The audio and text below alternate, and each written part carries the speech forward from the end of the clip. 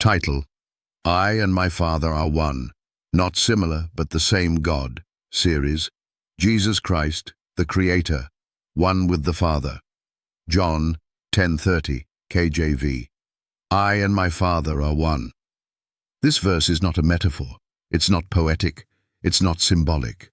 It is a bold, direct declaration from the mouth of Jesus Christ himself. And it's the death blow to every argument that tries to reduce him to just a man, just a prophet, or a created being. Let's be clear, Jesus did not say, I and my Father are in agreement. He didn't say, I and my Father are close. He said, I and my Father are one. One what? Not one in goal, not one in mission, not one in moral unity.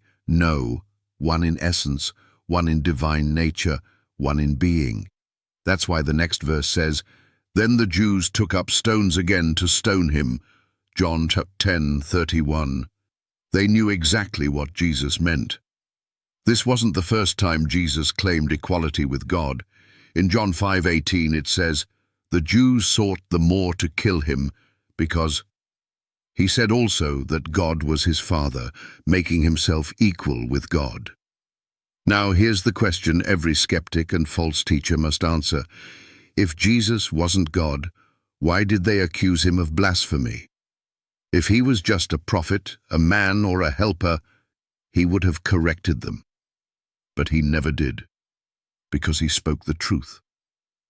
He wasn't stoned for being misunderstood. He was stoned for declaring he was God.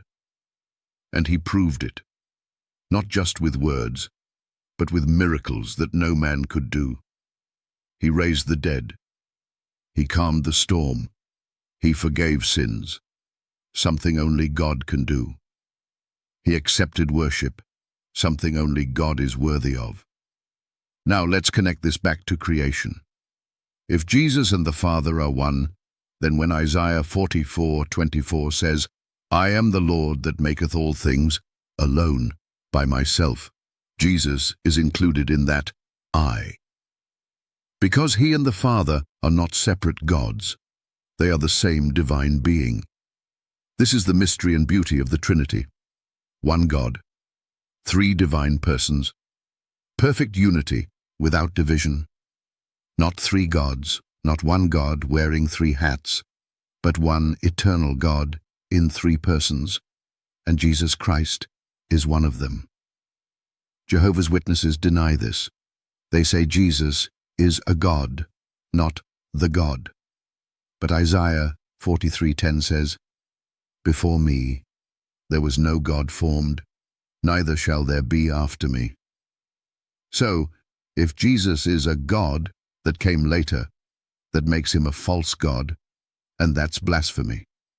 You see, the moment you deny the deity of Jesus, your entire belief system falls apart. If Jesus isn't God, he can't be the Creator. If Jesus isn't God, he can't forgive sin.